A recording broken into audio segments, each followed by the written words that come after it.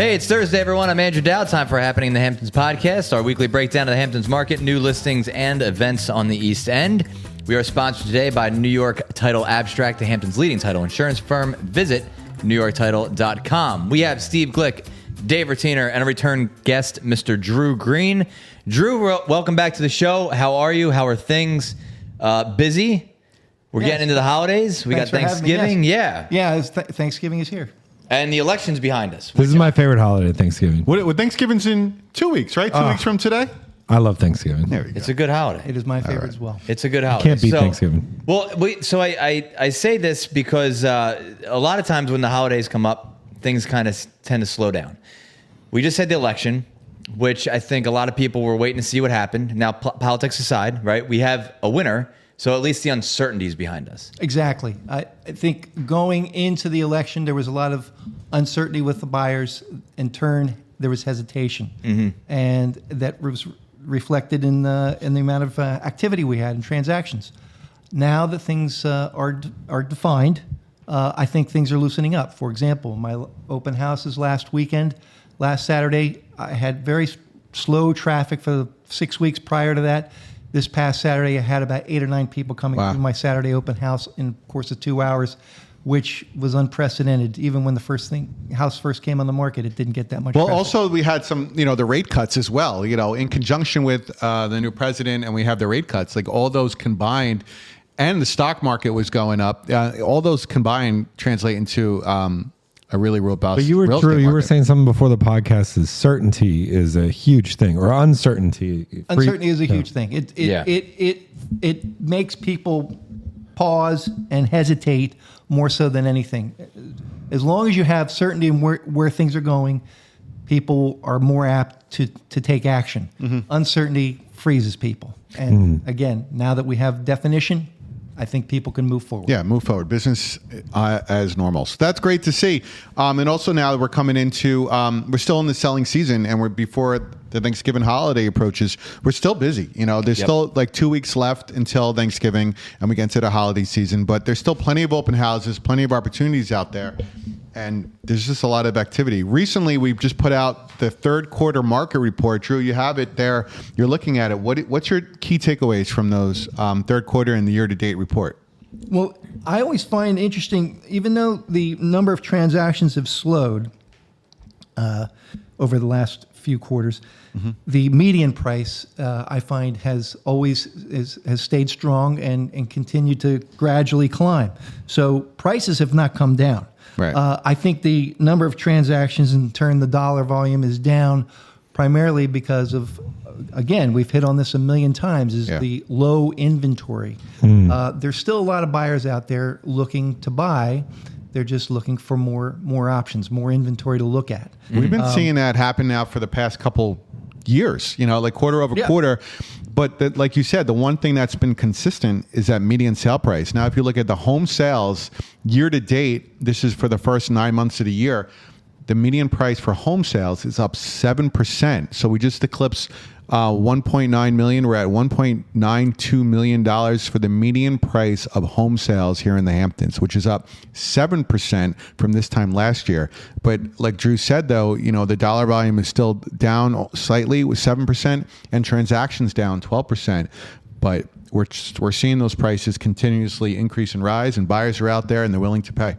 That's what Drew's always said, right? Invest in the Hamptons. It doesn't matter when you do it, but the price is going to keep. Long term, it's always going to climb. Yeah. So, and you've been saying that since we started podcasting with you almost 200 episodes ago, whatever it was. And this just is a reflection of that. Let's talk about some listings you got. 418 Butter. This is a great house. Yeah, it is great. I love this house. I love the address. Butter Lane. Yeah. I mean, come on. It's like butter. It's a beautiful modern house on a flag lot, 1 acre flag lot off of Butter Lane, surrounded by reserve on 2 sides. Just recently reduced the price from $10.8 million to $9,995. That was the house I was at this past Saturday, where the action on it really picked up. And I think it's primed to go. People are really starting to pay attention to it. I'm getting a lot of inquiries, a lot of calls on it over the last couple of weeks. This thing has a lot of cool features. Like outside, there's like this retractable roof that goes over like the patio, which is really cool. So you have the indoor-outdoor living, and also something that's unique I saw in this house in in the lower level, they have like a fitness wellness center. Yeah, the And it's cold actually plunge. a cold plunge. Yeah. Like tub, that's Right. used for a cold plunge. So you go to your gym, and you hop in this cold plunge. So Like really, the sauna, I wouldn't go into the cold plunge. I'm not a cold plunge guy. I'm not a cold plunge But guy. some People people really swear swear by by it. it. That's Yeah, right. it's Look, if like I had one crazy. in my basement and it was all like fancy like that, I think I would give it a shot. They say it works, so Yeah. You have to gotta make a give it real a try. commitment. Yeah. You know what I mean? Yes, you do. It's hard to do. Have you ever tried it? No. Like you start with like I've tried a cold shower 15. and it's awful. that's a lot of people start like that, right? You do Or a the cold ocean, you shower, jump then in the do ocean, this. it's cold. But it's like if you can get into the cold plunge for like 2 or 3 minutes, I think that's like kind of the It just sort of Standard, I right? feel like it just concentrates all of the pain and suffering into 2 minutes out of your day. right. So if you start with that in You the get it morning, out, your day get is it only out. going to get better. Yeah, exactly. It'll Like wake you up, your that's for day sure. can't get any worse. Nothing is going to be as worse as the start to your day.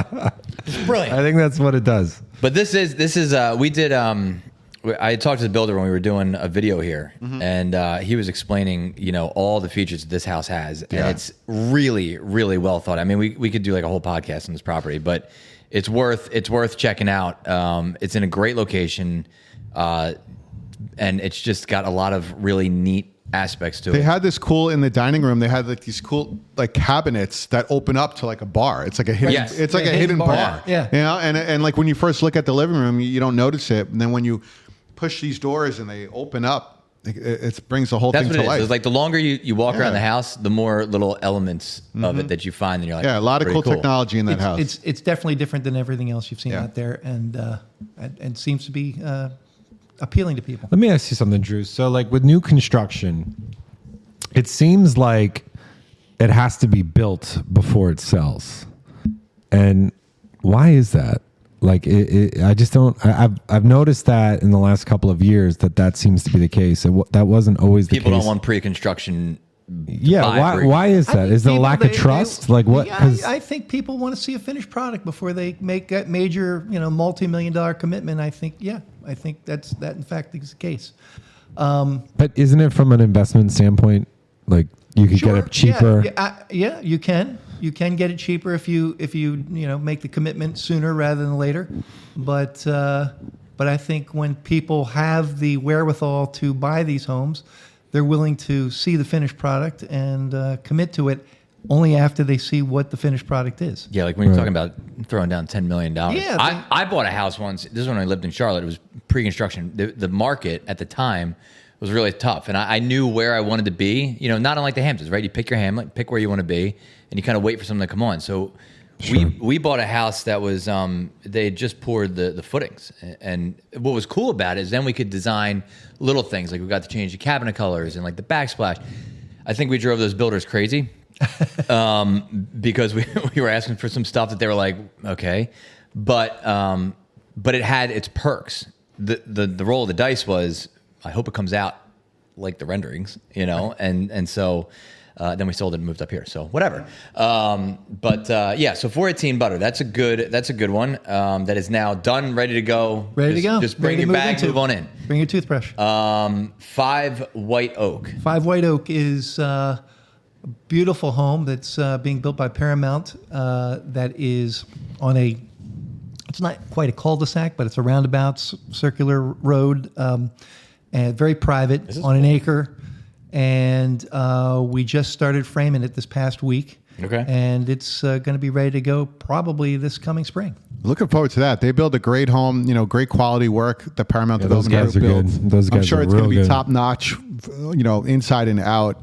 They don't miss a beat when they build these homes. So looking forward to that one. That coming on completed around spring. So Okay. you can We buy got it- some great buy it renderings now. online if you're interested in what it's gonna These are look great. like. But not surprisingly, it's Perfect home. Yeah. I like this thing that they do. I know people aren't watching, but like this multicolor cabinet where you do the uppers a different color, natural wood, and then that's cool. Yeah. Just add some different aesthetics to Yeah, it. for sure. All right, so that's what Drew's got. Do you want to deep dive a little bit into this week's numbers there, Mr. Glick? Yeah, sure. So over the past week, there were 25 listings that went into contract from West Hampton and Montauk. Last year, there were 18. That's an increase of 39%. 2 years prior, 24 listings, a small increase of 4%. The breakdown of the 25 transactions this week, there was 1 between 10 and 15 million, 4 between 5 and 10, 4 between 3 and 5, 5 between 2 and 3, 8 between 1 and 2, and 3 under $1 million. The dollar volume was $80 million. Last year, the dollar volume was $52 million, so we're looking at an increase of 54%. 2 years ago, the dollar volume this in 1 week was $86 million. So we're looking at a small decrease there of 7%. But new listings coming onto the market, there were 33 new listings that came onto the market. So that increases the inventory, which is a good thing, by 8 listings. And the breakdown of 33 new listings, there was 1 over 20 million, 4 between 5 and 10, 7 between 3 and 5, 8 between 2 and 3, 10 between 1 and 2, and 3 under $1 million. The inventory stands at 2,060 total listings, 1,513 active, and 547 currently in contract. So another great week as we see increases in these in contracts every single week now. So that data is going to translate into the, we'll see those sold and closed in the first quarter report that we put out in 2025. So How many transactions were there in contract? 25 in contracts this week. 25. Okay. So those that go into contract now, most likely they close around 3 to 4 months later, closed in the first quarter. So we'll see the first quarter numbers, I think, year over year be a positive when we get the first quarter report next year. Yeah, I would just expect so. Yes, sir. Drew, you have this newsletter, for the listeners, Drew has this very, very deep dive newsletter that he puts out to all of his clients and friends, and he sends it out via email. And you do that every quarter. Mm-hmm. This quarter, what's going to be the theme of that newsletter for as you analyze the numbers that just came out just now? I think I'll touch on what we talked about earlier. Is the uncertainty is now gone, and that prices continue to hold, and inventory continues to climb. There's been a lot of pent up demand based on once again the uncertainty we had, and I think that I have every reason to believe that the first quarter of 2025 will be an excellent quarter and going forward. What do you say to somebody though that notices the inventory is rising and the prices are holding? Isn't that like the opposite of what should be happening? Shouldn't prices be coming down as inventory is rising? Like, what's the answer to why prices are continuing to hold or rise? As a good product comes on the market, people are buying it. In other words, the inventory is climbing, but it's still very historically low relative to what we normally would have. I mean, again, yes, we still have that problem. We're now at 2,000 properties currently in our system.